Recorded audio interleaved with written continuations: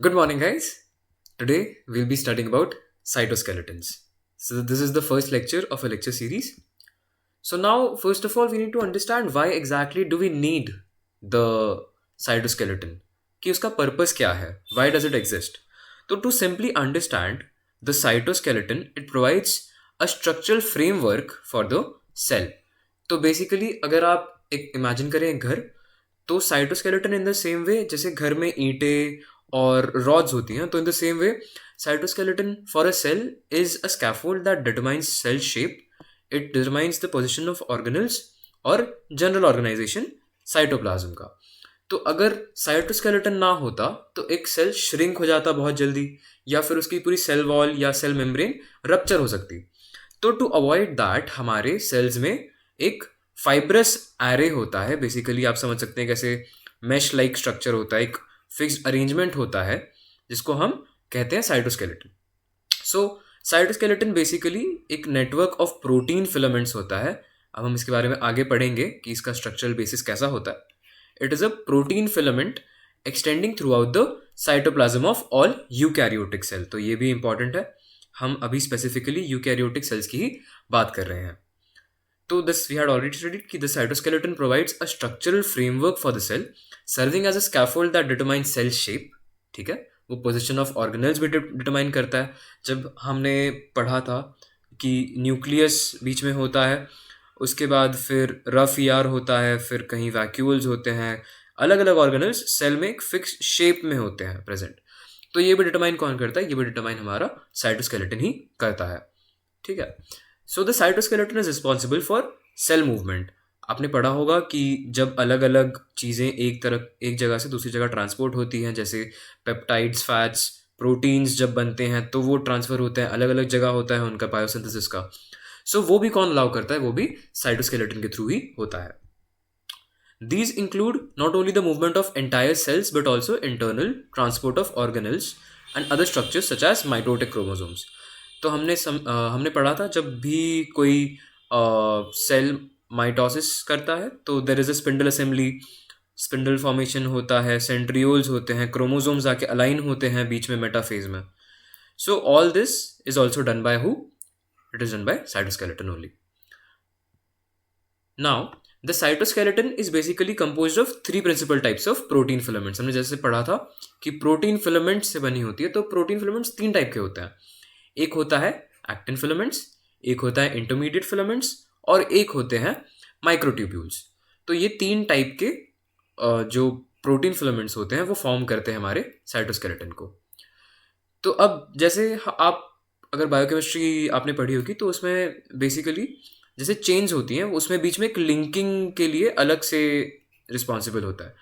तो in the same way actin filaments, intermediate filaments and microtubules are also held together and linked to subcellular organelles and the plasma membrane by a variety of accessory proteins. So basically अगर एक mesh है तो ये mesh cytoplasm में ऐसे अकेले तो तैरेगी नहीं.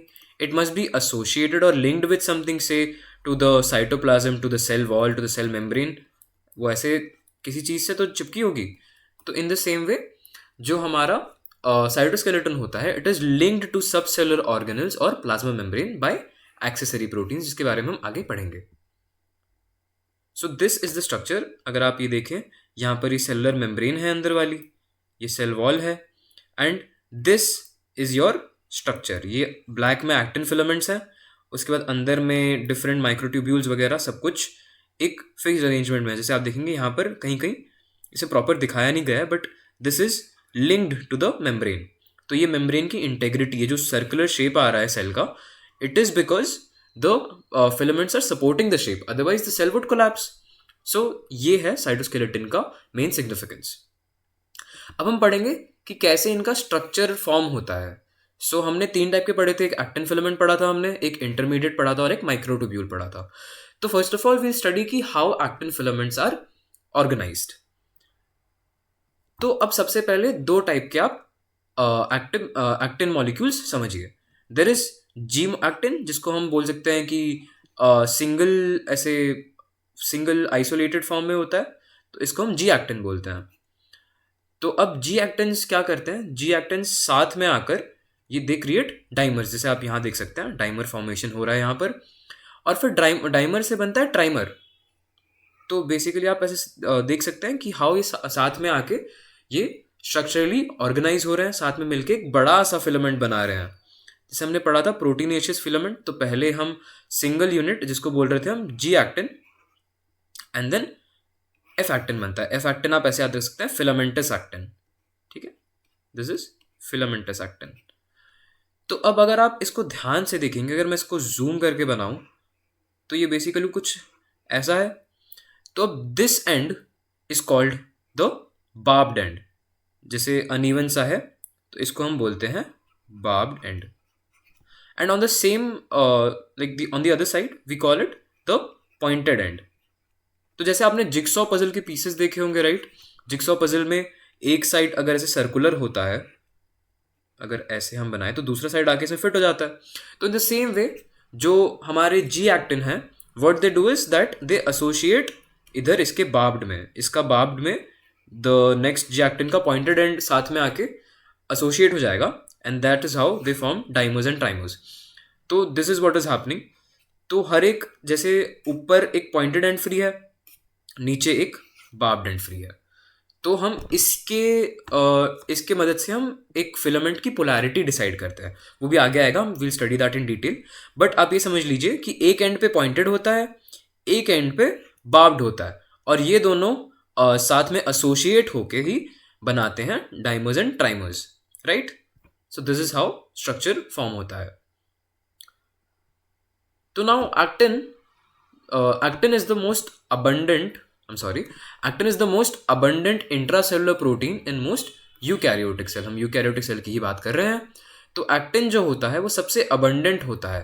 तो अगर एक्टिन सबसे abundant है तो आप ये भी समझ सकते हैं कि एक्टिन फिलामेंट सबसे ज़्यादा abundant होंगे सेल में। तो एक्टिन जो था वो पहले मसल सेल से आइसोलेट हुआ था। तो इन मैमल्स हमारे पास 6 अलग अलग एक्टिन जीन होते हैं। जैसे हमने पॉलीजीनिक इनहेरिटेंस पढ़ा था, तो मैमल्स में 6 ऐसे डिस्टिंक्ट जीन्स होते हैं जो कि एक्टिन ही प्रोड्यूस करने के लिए रिस्पॉन्सिबल होते हैं। तो 4 इनमें से जो होते हैं वो एक्सप्रेस होते हैं डिफरेंट मसल में, और जो टू होते हैं बाकी, those are expressed in non muscle cells, right? So even though it was found in muscle cell, आप ऐसा मत समझना कि सिर्फ मसल सेल्स में ही होते हैं। No, they are found in different cells, and moreover they are responsible for the structural integrity of a cell, right? So they are present throughout. So the prokaryotic ancestor of actin is a protein called MREB. This is an important MCQ.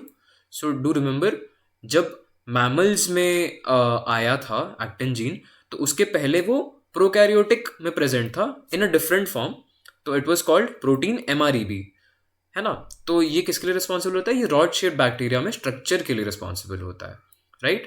So remember this can be asked as an MCQ. Now actin exists as a globular monomer called G-actin, जैसे हमने ऊपर पढ़ा था। If you look at this figure, तो ये जो single isolated इसके units हैं, इन्हें हम बोलते हैं ग्लोबुलर एक्टिन, राइट? एंड जब इनका डाइमराइजेशन होके ट्राइमराइजेशन होके एक फिलामेंट बन जाता है लंबा सा, तो हम इन्हें बोलते हैं F actin, which is basically short for filamentous actin, right? तो remember this कि a lot of globular actin monomers, they come along and they form filamentous polymer called F-actin, जो कि एक linear chain होती है G-actin subunits की। तो we have studied this already, so there is no need to get confused. Now each actin molecule contains a magnesium ion. अब something that really confuses me कि कहीं पर magnesium का function एक चीज़ में है, बट देन समवेयर एल्स वो किसी और चीज़ को भी कैरी आउट कर रहा है। तो आई वुड सजेस्ट कि आप एक लिस्ट बना लीजिए कि कौन सा आयन कहाँ पे क्या काम कर रहा है, राइट? तो Mg2+ मैग्नीशियम आयन का एक रोल होता है कि वो कॉम्प्लेक्स हो जाता है या तो ATP से या फिर ADP से। Thus there are 4 states of actin: ATP G-actin, ADP G-actin, ATP F-actin और ADP F-actin, ठीक है? तो हम अब अगर कुछ भी चेंज हो रहा है बॉडी में, इफ हमें कोई भी चेंज लाना है तो हमें एक सर्टेन अमाउंट ऑफ एनर्जी लेनी या देनी पड़ेगी। तो इन द सेम वे जो हमारा जी एक्टिन और एफ एक्टिन होता है वो 2 फॉर्म्स में लाई करता है। जब वो एनर्जी के साथ, मतलब एटीपी के साथ बाइंड रहता है, तो उसे हम एटीपी जी एक्टिन बोलते हैं, और जब वो एनर्जी लूज कर देता है, उसका फॉस्फेट लूज कर देता है, तो उसको वो एडीपी में कन्वर्ट हो जाता है। इन the same way ATP F actin बन जाता है एक उसके इनएक्टिव फॉर्म में, जिसको एडीपी एफ एक्टिन बोलते हैं। तो इसमें कंफ्यूज नहीं हो गया। और अब इसमें दो फॉर्म जो होते हैं, एटीपी जी एक्टिन और एडीपी एफ एक्टिन, ये प्रीडोमिनेट करते हैं एक सेल में। तो ये ऐसे दो फॉर्म्स में हम मोस्टली पाते हैं। नाउ ईच एक्टिन मोनोमर, ठीक है, ग्लोबुलर जी एक्टिन। तो अब ऐसा याद रखिएगा, जब भी मोनोमर की बात हो रही है हम जी एक्टिन की बात कर रहे हैं, जब भी हम पॉलीमर की बात कर रहे हैं that is F filamentous actin.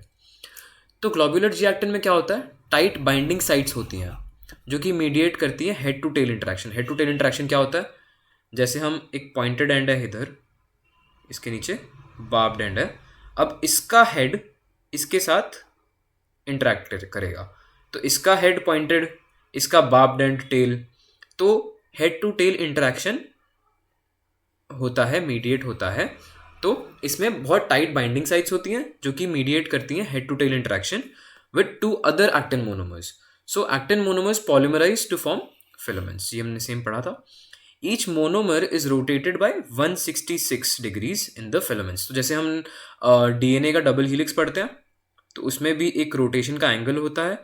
In the same वे जब जी एक्टिन का फिलामेंट बनता है, आप उसको भी ऐसे इमेजिन कर सकते हैं। तो एक एक अगर हम इसमें यूनिट की बात करें तो वो 166 डिग्री से रोटेट होता है, right. This is a very minute detail but पूछा जा सकता है, right, which therefore has the appearance of a double standard helix, right. आप सबको पता है डबल स्टैंडर्ड हीलिक्स मॉडल कैसा दिखता है। तो इन द सेम वे इसके भी मोनोमर सब यूनिट्स, सॉरी ये थोड़ा गंदा ड्राइंग था बट आप इमेजिन कर सकते हैं, इसके भी monomer units in the same way rotate होते हैं, तो डबल स्टैंडर्ड हीलिक्स जैसा दिखता है। So because of all the actin monomers are oriented in the same direction, actin filaments have a distinct polarity and their ends called barbed or plus end and pointed or minus end. तो हमने जैसे पहले बताया था कि अगर हम एक सिंगल जी एक्टिन के यूनिट की बात करें तो वो कुछ ऐसा दिखता है। तो जो बार्ब्ड एंड होता है, क्योंकि ये एक्सेप्ट कर सकता है और सब यूनिट्स को नीचे, तो इसे हम बोलते हैं प्लस एंड या पॉजिटिव एंड, और जो पॉइंटेड होता है उसको हम नेगेटिव एंड बोलते हैं। तो अब इस पूरे में एक पोलैरिटी जनरेट हो जाएगी, अब जैसे प्लस फिर माइनस फिर प्लस फिर माइनस, तो ऐसे इसके कारण एक जनरल पोलैरिटी डेवलप हो जाएगी। तो पॉइंटेड एंड बन जाएगा हमारा माइनस एंड, और जो प्लस मतलब बार्ब्ड एंड हो जाएगा वो हमारा प्लस एंड बोला जाएगा उसको। तो एक डिस्टिंग्विशेबल ओरिएंटेशन आ जाती है, प्लस मतलब जो बार्ब्ड एंड है उधर प्लस और पॉइंटेड एंड पे minus orientation. This polarity of actin filaments is important both in their assembly and in muscle movement. तो अब अगर आप ऐसे सोचे कि अगर प्लस एंड है, राइट, अगर if there is a plus end there, तभी वहां पर एक्सेप्ट होगा और तभी उधर एक पॉइंटेड एंड का माइनस आके वहां पर अटैच होगा। तो इस पोलैरिटी के कारण ही ये पूरा जो स्ट्रक्चरल ऑर्गेनाइजेशन है एक्टिन का, दैट इज पॉसिबल, और ये मसल मूवमेंट में भी काफी क्रूशियल होता है। तो yep, that is also one thing. तो the negative and eight which the ATP binding cleft है ना, तो नेगेटिव एंड पे एक एटीपी बाइंडिंग क्लेफ्ट होती है, टर्मिनल एक्टिन सब यूनिट बोला जाता है जिसको, तो ये एक्सपोज हो जाता है। At the opposite and the plus and the cleft contacts the neighbouring actin सब unit and is not exposed. तो बेसिकली इसके बोलने का मतलब ये है कि जब इसको अगर मैं थोड़ा ऊपर करूं, कि जो नेगेटिव एंड है वहां पर जो एटीपी बाइंडिंग साइट्स होती हैं वो एक्सपोज रहती हैं, जिसके कारण हम इसको माइनस बोलते हैं। But at the same time जो प्लस वाला होता है, क्योंकि वो ऑलरेडी एसोसिएट कर रहा है, तो उसकी एटीपी बाइंडिंग साइट्स क्या हो जाएंगी, कवर हो जाएंगी।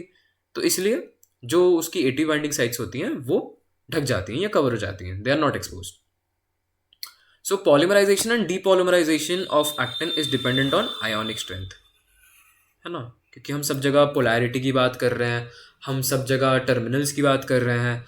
तो if the concentration of a certain type of actin increases, जैसे अगर बहुत बढ़ गया है तो उसका हम पॉलीमराइजेशन कर देंगे, अपने आप वो हो जाता है। बट अगर इन द सेम टाइम बहुत कम हो गया है, जी एक्टिन का कॉन्सेंट्रेशन बहुत कम हो गया है, तो वो डी नेचर होके वो जी एक्टिन प्रोड्यूस कर देगा, राइट।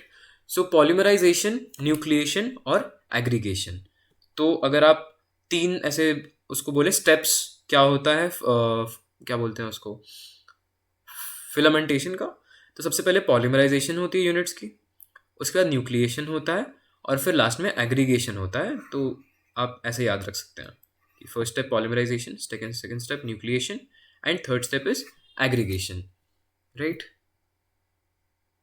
यहाँ पर एक अच्छा होगा, जैसे देखिए सबसे पहले हमारा ग्लोब्यूलर एक्टिन है, उसके बाद ये साथ में आए तो ट्राइमर का एक न्यूक्लियस फॉर्म हुआ, तो हम इसको बोलते हैं न्यूक्लिएशन। अब बेसिकली ऐसे याद रख सकते हैं कि ट्राइमराइजेशन और डाइमराइजेशन, इन स्टेप्स को हम इकट्ठा बोलते हैं न्यूक्लिएशन, राइट। सो आइसोलेटेड जी एक्टिन से बना एक ट्राइमर जिसको हम न्यूक्लिएशन बोलते हैं, एंड उसके बाद फिर जब ये सारे बहुत सारे न्यूक्लियस साथ में आके धीरे धीरे फिलामेंट फॉर्म करते हैं तो हम इसको बोलते हैं इलोंगेशन। अब ये एक बना, इसके साथ 3 का एक और सब यूनिट जुड़ेगा, फिर एक और सब यूनिट जुड़ेगा, तो इस प्रोसेस को हम बोलते हैं इलोंगेशन। बेसिकली जो चेन है वो धीरे धीरे लंबी हो रही है, इसलिए हम उसको बोलते हैं इलोंगेशन। और लास्ट में एक ऐसा वक्त आएगा जब पीछे से सब यूनिट्स निकलेंगे भी माइनस एंड से, और यहाँ पर ऐड भी होंगी, ठीक है। तो बेसिकली एक ऐसा स्टेट आ जाएगा जिसमें जो आयन का कॉन्सेंट्रेशन है वो बैलेंस हो जाएगा। सो इसे हम बोलते हैं स्टेडी स्टेट। तो ये हमारा एफ एक्टिन रेडी हो गया प्रॉपरली, राइट। सो इधर एक दो पॉइंट्स हैं important. Polymerization occurs in both end but barbed and elongated 5 to 10 times faster than pointed end, right। सो आप समझ सकते हैं अगर यहाँ पर एक्सेप्टर वाली जो पोलैरिटी रहेगी तो उसके कारण ये ज़्यादा जल्दी एक्सेप्ट करेगा सब यूनिट्स को, और इसलिए ज़्यादा जल्दी होगा। अब आप ऐसा मत समझिए कि पॉइंट एंड पे हो ही नहीं रहा है, पॉइंटिंग एंड पे भी एटीपी बाइंडिंग क्लेफ्ट है ऑलरेडी प्रेजेंट, तो होगा वहाँ पर भी इसका फिलामेंटेशन, बट ये है कि धीरे होगा कंपैरेटिवली, राइट। सो पॉइंटेड एंड पे 5 से 10 टाइम्स, राइट, 5 से 10 टाइम्स ज़्यादा जल्दी होता है in comparison to the negative end. Now, because actin polymerization is reversible, filaments can depolymerize the dissociation of actin subunits, allowing actin filaments to be broken down when necessary. Basically यही same चीज़ बोला था कि अगर जी actin का concentration, right, अगर जी actin का concentration बहुत बढ़ गया तो क्या होगा, इनका फिलामेंटेशन हो जाएगा, ये एफ एक्टिन बन जाएगा। और अगर एफ एक्टिन का कॉन्सेंट्रेशन बहुत बढ़ गया तो ये वापस जी एक्टिन में डीपॉलीमराइज हो जाएगा। तो ये साइकिल बेसिकली चलता रहता है सेल में। साइटोकैलिसिन एंड फेलॉइडिन ड्रग्स। अब साइटोकैलिसिन और फेलॉइडिन ड्रग्स क्या करती हैं? साइटोकैलिसिन और phalloidin drugs basically they stop the filamentation, ठीक है। जैसे अगर वो एटीपी बाइंडिंग क्लेफ्ट जो है उनको ब्लॉक कर देती हैं, तो अगर एटीपी बाइंडिंग क्लेफ्ट ही नहीं रहेगा तो फिलामेंटेशन पॉसिबल ही नहीं होगा। तो ऐसे वर्क करती हैं साइटोकैलिसिन और फेलॉइडिन। तो याद रखिएगा, कोई एमसीक्यू आ सकता है कि what is the action of cytochalasin और phalloidin, what is the way of action, तो आप उसमें लिखेंगे कि it acts by covering or inactivating the ATP binding cleft of G-actin subunits, right? तो actin filaments can form a tangled network of filaments। जैसे मैंने बताया था, एक ऐसे सीधी लाइन नहीं होती, it is like a mesh, ऐसे irregular सी mesh होती है। तो it can ऐसे साथ में वो associate भी कर सकता है, then there is a simple net like structure बीच में ऐसे, तो it is like a basically noodles जैसे होता है वो। So the initial and rate limiting step in the formation of actin filaments is nucleation. Again, this can form a question. What is the rate limiting step of filamentation? So the rate limiting step हमने जैसे यहाँ पढ़ा था, किधर चला गया वाला diagram, हाँ, this न्यूक्लिएशन वाला स्टेप, जब जी एक्टिन से ट्राइमर या डाइमर फॉर्म होता है, दिस स्टेप डिटरमाइंस कि ये फॉरवर्ड जाएगा या बैकवर्ड जाएगा, और इस पूरे प्रोसेस का रेट भी यही स्टेप डिटरमाइन करता है, ठीक है। 2 types of proteins, formin and ARP23 complex, this are very important, इन्हें बिठा लीजिएगा दिमाग में। फॉर्मिन और ARP23 complex actin related protein है जिसका फुल फॉर्म, ये डिटरमाइन करते हैं फिलामेंट्स कहाँ बनेंगे, ठीक है। तो it helps in nucleating the actin filaments. एक ऐसे टेबल हम बना सकते हैं जिसमें हम फंक्शन और प्रोटीन लिख सकते हैं साथ में। तो आई थिंक वो नीचे मेंशन किया गया है कहीं पर, बट अपने रेफरेंस के लिए आप इसको लिखिए कि न्यूक्लिएटिंग को इंक्रीज करता है कौन कौन, फॉर्मिन और ARP23, राइट। तो हम इसको ऐसे भी समझ सकते हैं कि फिलामेंट के फॉर्मेशन को कौन डिटरमाइन करता है, फॉर्मिन और ARP23 कैसे डिटरमाइन करते हैं, न्यूक्लिएटिंग को इनिशिएट करके, ठीक है। So this was the 3 process. Yes, this chart is very important. Cellular role और representative proteins. So filament initiation और polymerization कौन करवाता है, ARP23. Filament stabilization कौन करवाता है, nebulin और tropomyosin. Filament cross linking कौन करवाता है, अल्फा एक्टिनिन, फिलामिन, फिम्ब्रिन और विलिन. अच्छा, बेसिकली फिलामेंट क्रॉस लिंकिंग क्या होता है मैं आपको समझा देता हूँ बड़ी जल्दी से. जैसे अगर ये एक फिलामेंट है, ये दूसरा फिलामेंट है, ये एक और फिलामेंट है, और अब बीच में ऐसे इरेगुलरली और भी फिलामेंट्स प्रेजेंट है. तो अब अगर ऐसे रहेगा तो ये तो ब्रेक अपार्ट हो जाएगा अगर फ्री रहेगा.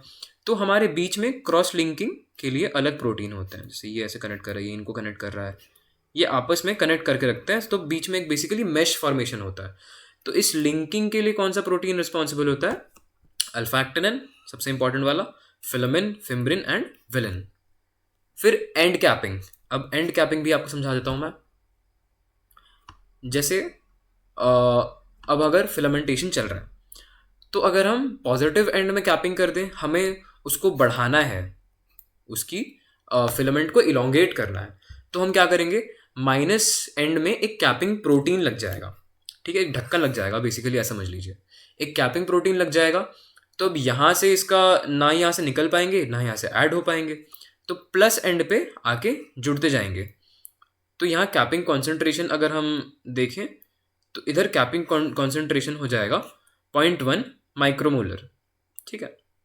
एंड इन द सेम वे हम अगर प्लस एंड को ब्लॉक कर दें, राइट, हम प्लस एंड को ब्लॉक कर दें तो माइनस एंड पे आके जुड़ते रहेंगे ग्लोब्यूलर एक्टिन.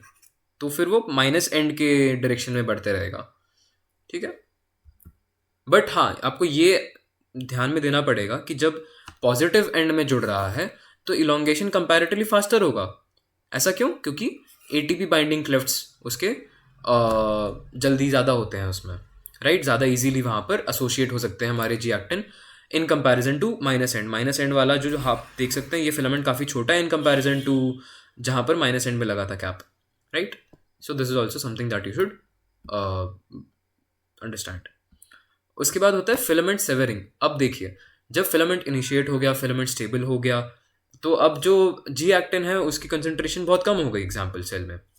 तो हमें क्या करना पड़ेगा, हमें उस जी एक्टिन को सेवर करके उसको वापस ग्लोबुलर एक्टिन बनाना पड़ेगा. तो इसके लिए कौन रिस्पॉन्सिबल होता है डीपोलिमराइजेशन के लिए, ADF, ठीक है, ADF कोफिलिन. ADF को हम कोफिलिन भी बोलते हैं. फिर जेल्सोलिन और थाइमोसिन. तो ये 3 जो प्रोटीन्स होते हैं ये काम करते हैं डीपोलिमराइजेशन या फिर फिलामेंट सेवरिंग के लिए. फिर मोनोमर बाइंडिंग कौन करवाता है, monomer binding is done by profilin और ट्विन फिलिन. अब आप इसमें कंफ्यूज ना हो करके आप इसको ऐसे भी याद कर सकते हैं कि जब टूटता है, ठीक है, जब टूटता है तो को और प्रो, जब हम बोलते हैं ना कि कुछ बन रहा है तो प्रो, या फिर कुछ अच्छी चीज़ हो रही है तो प्रो बोलते हैं हम उसमें. तो बाइंडिंग के लिए प्रोफिलिन और टूटने के लिए कोफिलिन, ऐसे आप कंफ्यूज नहीं होंगे, right. And then lastly actin filament linkage कौन करवाता है, alpha catenin, dystrophin, spectrin, talin and vinculin, है ना. तो अगर अब पहले तो एक चीज़ होती है कि फिलामेंट के बीच में कनेक्शन हो रहा है जिसको हम बोलते हैं फिलामेंट क्रॉस लिंकिंग, तो ये करवाता है अल्फा एक्टिनिन. बट अगर फिलामेंट मतलब एक्टिन फिलामेंट का किसी और प्रोटीन से हम करवाएं, जो भी XYZ जो भी प्रोटीन है, अगर उससे हम इसको एसोसिएट करवाएं, उससे हम लिंक करवाएं, तो उसके लिए कौन एक्ट करता है, अल्फा कैटेनिन, ठीक है, अल्फा कैटेनिन, राइट. सो ये आपका टेबल काफ़ी इंपॉर्टेंट है. यहाँ से कम 5-6 आप MCQs खुद ही बना सकते हैं, राइट. This is important.